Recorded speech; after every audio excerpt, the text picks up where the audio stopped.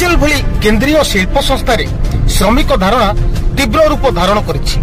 दीर्घ 12 दिन धरी आईओसीएल पारादीप हलदिया पाइपलाइन प्रकल्प एवं रिफाइनरी मुख्य फाटक सम्मुख में दुईटी फाटक धारणा बसिछन्ति 1200 रु ऊर्ध्व श्रमिक।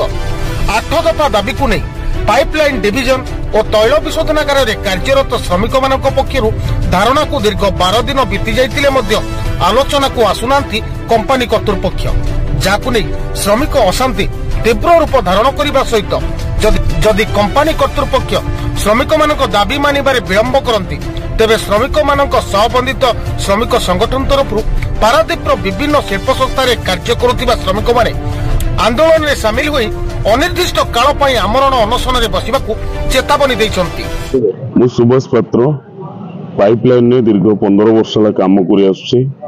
दीर्घ 15 वर्ष काम कर सारा पर भी गोटे श्रमिकर जहाँ न्याय्य दाबी जहाँ पाइबा से हक ता मिलूना। आज पर्यंत किसी भी हमें आमर जहाँ न्याय्य दाबी पाईना से आम 8 दफा दाबी नहीं ये बसी रहीचु, किंतु आज की 12 दिन हो गला कौन सी सुफल आमको मिलना। जेपर्यंत न मिली आम से पर्यंत बसबू। पाइपलाइन आम धैर्य परीक्षा रोचे जे मैंने बसी पारे ना ओहरी जी सी कि जानी एठी जो मैंने बसी खटिखिया जे शीत काकर को केबेठू सामना करके आछंती से भाबुछंती ये खरा शीत काकर रे उठी जीवा आमे बाबा नहीं जीवो ना, सेटा केबे संभव न। आमे बसिचु बसिबु आम केते दिन से धैर्यर परीक्षा नबो आमे देखिबु। आ जे पर्यंत आम न्याय्य दाबी न पाइचु से पर्यंत हटिबु नाही। आलोचना को आसीचंती किंतु तार कोनोसी सुफल नाही। जहा थिला सेया जहा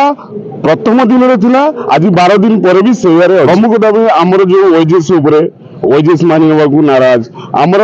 अलग सेटलमेंट से बारंबार कहूँ रिफाइनरी पाइपलाइन गोटाए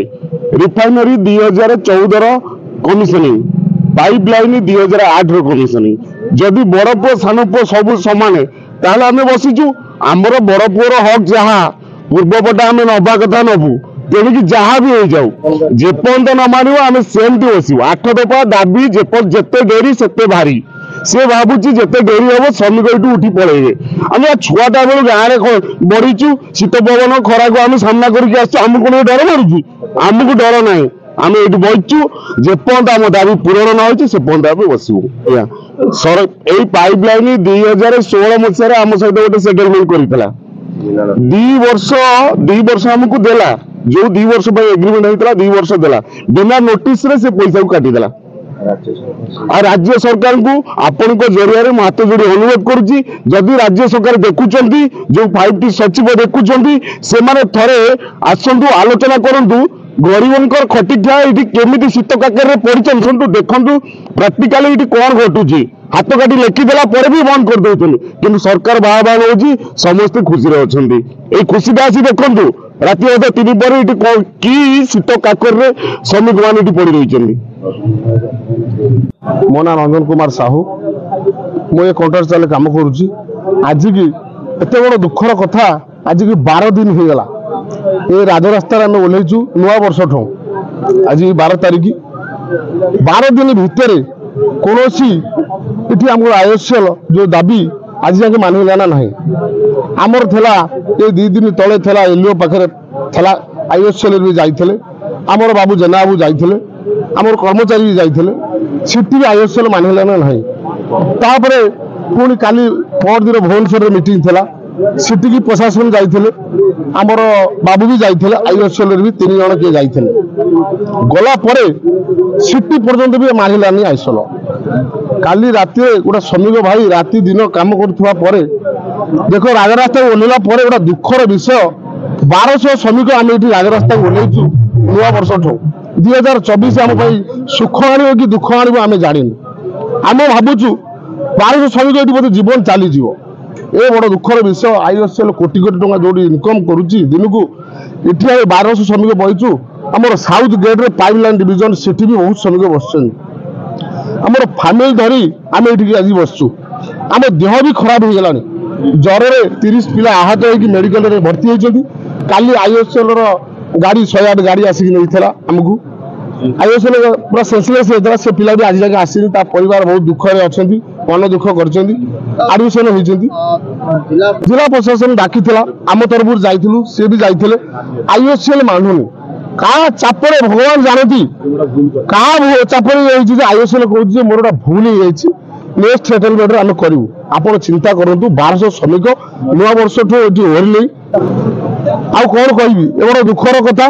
आम जो 8 दफा दाबी अच्छी से दाबी पूरा न हवा जाके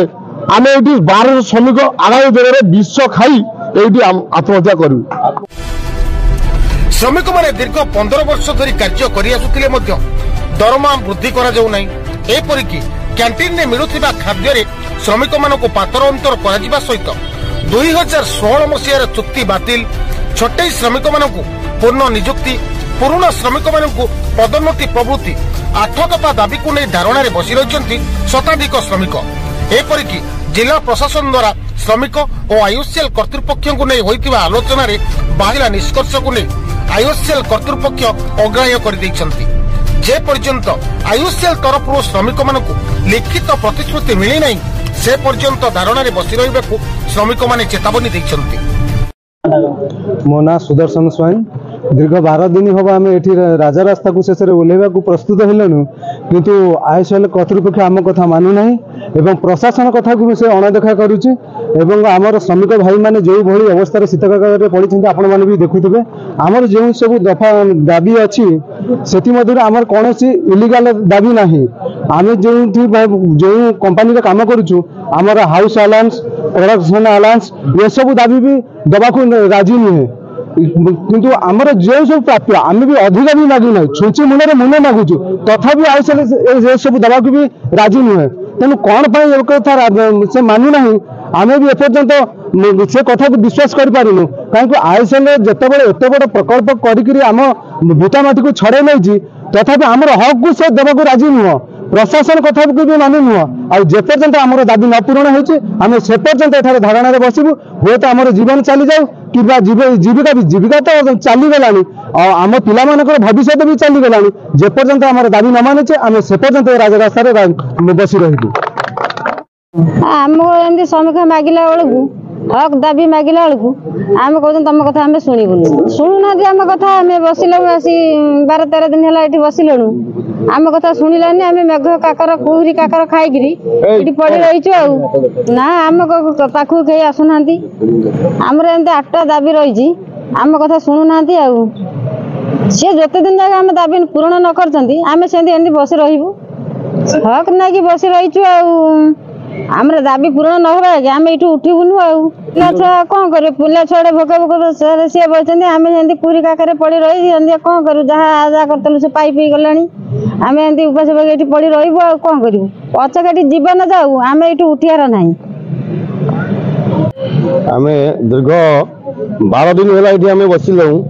आमर जो पाइपलाइन कर्तृपक्ष आमको एलईओ पाखे जो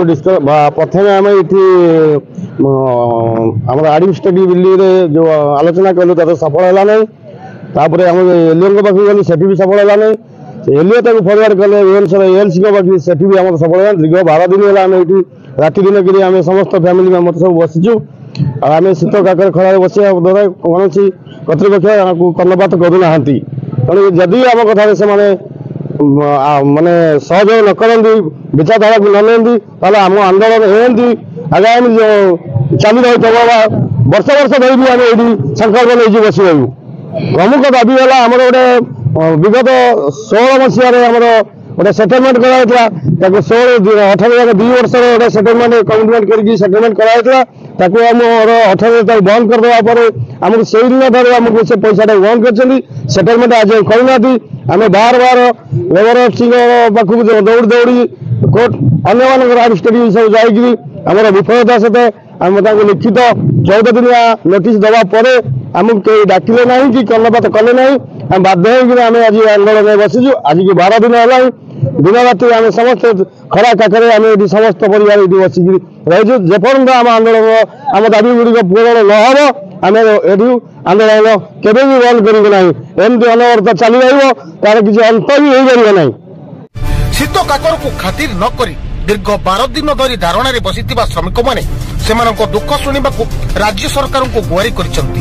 ନିଜ ପେଟ ପାଟଣା ଓ ପିଲାଛୁଆଙ୍କ ପାଇଁ ଦେଇଥିବା ଧାରଣା 12 ଦିନ ବିତି ଯାଇଥିଲେ ମଧ୍ୟ କମ୍ପାନୀ କର୍ତ୍ତୃପକ୍ଷଙ୍କ ଅବହେଳାକୁ ଆଉ ବରଦାସ୍ତ କରାଯିବ ନାହିଁ ବୋଲି ଧାରଣାରତ ଶ୍ରମିକମାନେ ଚେତାବନୀ ଦେଇଛନ୍ତି। ବ୍ୟୁରୋ ରିପୋର୍ଟ, ଆମ ପାରାଦୀପ ଖବର।